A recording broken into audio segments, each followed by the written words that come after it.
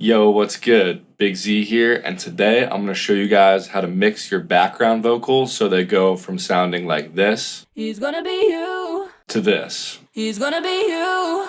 Nobody makes me feel the way that you do. So in my last video, I went over what I think is the best way to get great sounding lead vocals. So our lead vocal went from this before the processing He's gonna be you. to this. He's gonna be you. So here are the background vocals for the chorus that I got from the singer for this track. We have a couple doubles, He's gonna be you. He's gonna be you. and then we have a couple harmonies. He's gonna be you.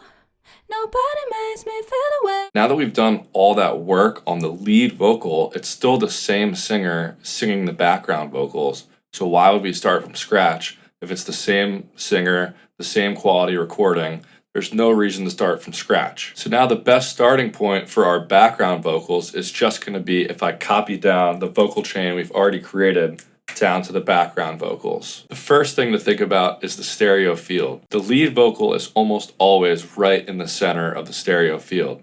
And if we just layered our background vocals in the same spot, then it would sound way too crowded. If you have a singer that's recorded multiple doubles for you, then this is great, because all you need to do is spread them out with panning. I'm going to pan one way to the left and one way to the right. He's gonna be you.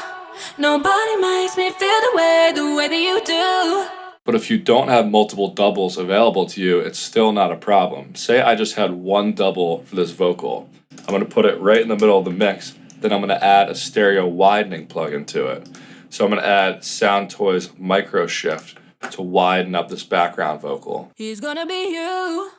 Nobody makes me feel the way that you do. But with this track, the singer recorded multiple doubles and harmonies for me, so I don't need to do that. I'm just going to take that stereo widening off and go back to the panning like I had it before. Now we still have these harmonies to place in the stereo field too. He's gonna be you. I don't want them in the middle because that will still make the middle of the mix sound too crowded, but I also don't want them all the way to the left and right like I just put the doubles. I want them somewhere in between so it creates somewhat of a stack throughout the stereo field. So I'm just going to bring these like 35 to the left and 35 to the right. He's gonna be you.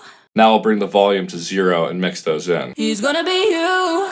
Nobody makes me feel the way that you do. The next thing we want to think about is the tone of the vocals. We want the background vocals to support the lead vocal and make it sound thicker, but we don't want too many frequencies to be clashing with the lead vocal. So it can help to take a dynamic EQ. I'll just add another EQ on this first double here, and then we could reduce some low mids to clean up the lower frequencies here so they're not getting in the way of that lead vocal. He's gonna be you. Nobody makes me feel the way that you do. And then I can just go ahead and copy that EQ setting over to my other double and then my harmonies. But my harmonies, I might want to change the EQ shape a little bit because they're sitting in a different frequency spectrum because she's singing different notes. He's gonna be you. Nobody makes me feel the way that you do.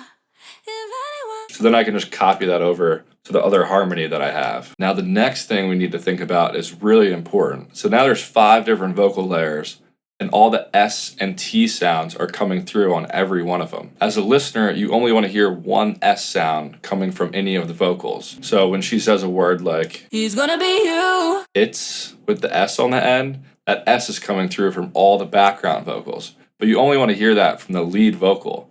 So we're going to increase the amount of de-essing on all the background vocals. He's gonna be you. Nobody makes me feel the way that you do. It's really reducing those S sounds now, but when you play it with the lead vocal, it makes the whole vocal mix sound a lot cleaner. He's gonna be you. Nobody makes me feel the way that you do. That's something to always keep in mind because the timing of background vocals is always slightly different than the lead vocal. So when there's an S sound, there's like 5 different S sounds all coming in at slightly different times in the speaker or headphones. So it'll sound weird if you have all those S sounds coming in. Now we can think about bus processing. Let's send all these background vocals to the same bus. And this is helpful for a lot of reasons. First of all, I want to glue all those background vocals together so they sound a little more cohesive. I'll just use a basic compression setting. I'll do punchy vocals, turn off the auto gain, and dial in some compression here. He's gonna be you.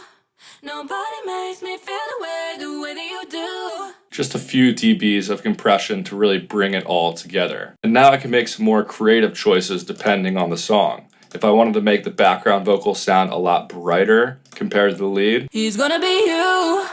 Nobody makes me feel the way that you do.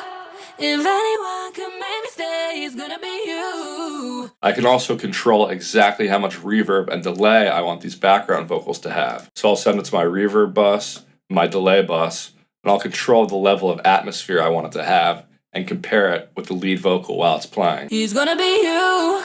Nobody makes me feel the way that you do. If anyone can make me stay, it's gonna be you. You're living in my head. If I love somebody again. Depending on the song, you might want some really atmospheric background vocals like that, or you could keep them pretty dry. He's gonna be you. Nobody makes me feel the way that you do. Now let's talk about the last thing I think is important to keep in mind with background vocals, which is automation, and using automation to keep things interesting. So say I wanted to emphasize the last line of my chorus because I really want the listener to remember it. It's the tagline of the song. If I love somebody again. Then to really emphasize that line and bring it out, I can just add a gain plugin on my background vocal bus, and I can automate up the gain only during that line. Living in my head, if I love somebody again. So that just adds some contrast and makes that one line a lot more powerful than the other ones. Another thing you could do to add variation is to only use your harmonies for certain lines. Let's say the first line of each phrase, I don't want the harmonies to play, I just want the doubles to play. Now we'll have some more contrast in between each line. He's gonna be you. Nobody makes me feel the way that you do. If anyone can make me stay. So once you have all the processing set up, you can really get as creative as you want with it and just mess around. Hope you guys enjoyed this video. Thanks for watching, and I'll catch you next time. Peace. It's gonna be you.